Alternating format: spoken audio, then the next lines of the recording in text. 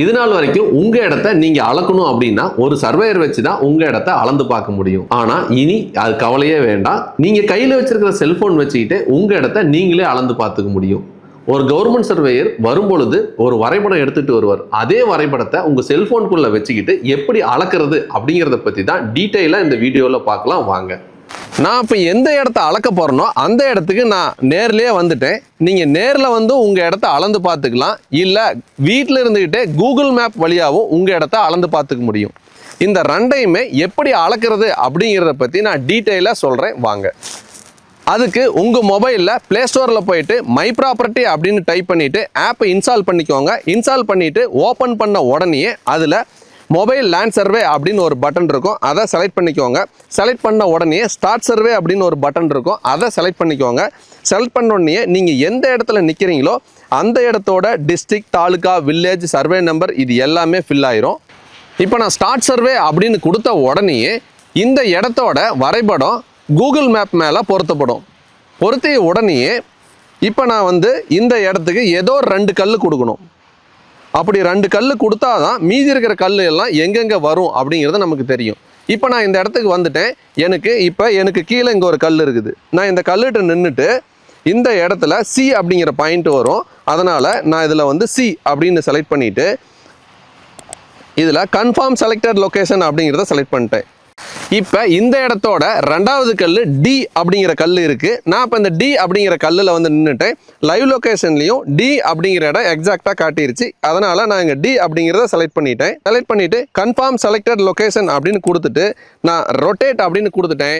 இப்போ இந்த FMB sketch வந்து இந்த இடத்துக்கு தகுந்த மாதிரி எக்ஸாக்டாக ரொட்டேட் ஆகி பிளேஸ் ஆயிடுச்சு. இந்த எஃப்எம்பி ஸ்கெட்ச் வந்து இந்த 2 கல்லுக்கு பேஸ் பண்ணி எக்ஸாக்டாக கூகுள் மேப் மேலே பிளேஸ் ஆயிடுச்சு. கூகுள் மேப் மேலே எக்ஸாக்டாக பொருத்தின உடனேயே மீதி இருக்கக்கூடிய கல் எல்லாம் எங்கெங்கே வரும் அப்படிங்கிறது எக்ஸாக்டாக தெரிஞ்சிருச்சு. இப்போ நான் ஒரு கல் மேலே நிற்கிறேன். அந்த கல் கூட நீங்கள் பார்த்தீங்கன்னா தெரியும் எக்ஸாக்டாக பொருந்திருச்சு.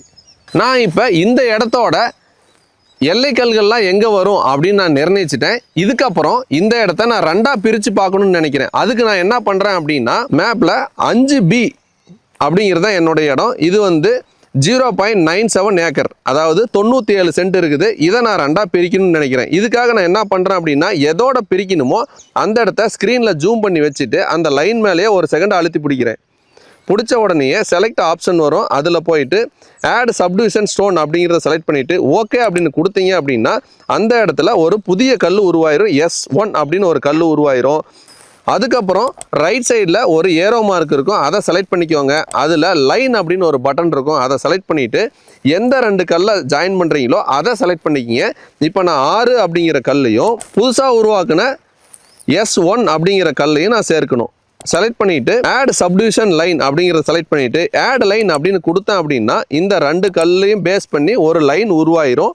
இப்போ நான் இந்த இடத்த 2ஆக பிரிச்சுட்டேன். பிரித்த உடனேயே அதனுடைய பரப்பளவு என்ன, அதாவது பிரித்த பரப்பளவு என்ன அப்படின்னு தெரிஞ்சுக்கணும் அப்படின்னா அந்த பிரித்த பரப்பளவில் போயிட்டு நடுவில் உங்கள் விரலால் ஒரு செகண்ட் அழுத்தி பிடிங்க.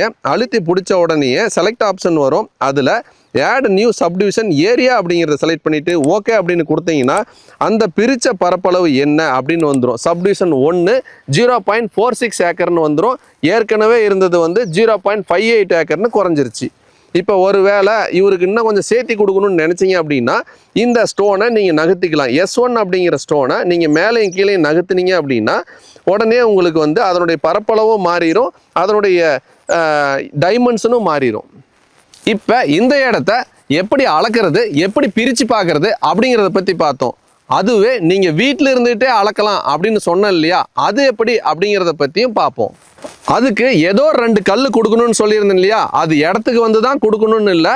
கூகுள் மேப்பில் பொருந்தி இருக்கும்போது அந்த கல் எங்கே வருமோ அந்த இடத்த ஜூம் பண்ணி வச்சுட்டு, அதாவது டி கல், இப்போ டி கல் எங்கே வரும்னு உங்களுக்கு தெரியுமோ அந்த இடத்த கூகுள் மேப்பில் ஜூம் பண்ணி வச்சுட்டு கல் இருக்க வேண்டிய இடத்த விரலால் ஒரு செகண்ட் அழுத்தி பிடிங்க. அழுத்தி பிடிச்ச உடனே செலக்ட் ஸ்டோன் வரும். அதில் டி அப்படிங்கிறத செலக்ட் பண்ணிவிட்டு ஓகே கொடுத்துருங்க. கீழே கன்ஃபார்ம்டு செலக்டட் லொக்கேஷன் ஒரு பட்டன் இருக்கும், கன்ஃபார்ம் பண்ணிடுங்க. இப்போ டி அப்படிங்கிறது இந்த இடத்துல தான் வரும்னு கன்ஃபார்ம் பண்ணியாச்சு. அடுத்து சி அப்படிங்கிற கல் எங்கே வருமோ அந்த இடத்த ஜூம் பண்ணிவிட்டு உங்கள் விரலால் ஒரு செகண்ட் அழுத்தி பிடிங்க. கல் இருக்க வேண்டிய இடத்த அங்கே வந்து சி அப்படிங்கிறத செலக்ட் பண்ணிக்கோங்க.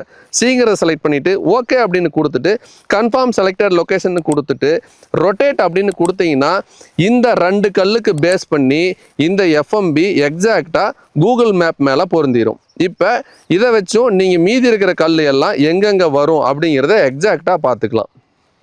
இதுக்கப்புறம் முன்ன எப்படி பண்ணுனீங்களோ அதே மாதிரியே இந்த இடத்த எங்கெங்கெல்லாம் மீதி இருக்கிற கல் வரும்னு பார்த்துக்கலாம். இந்த இடத்த பிரிச்சும் பார்த்துக்கலாம்.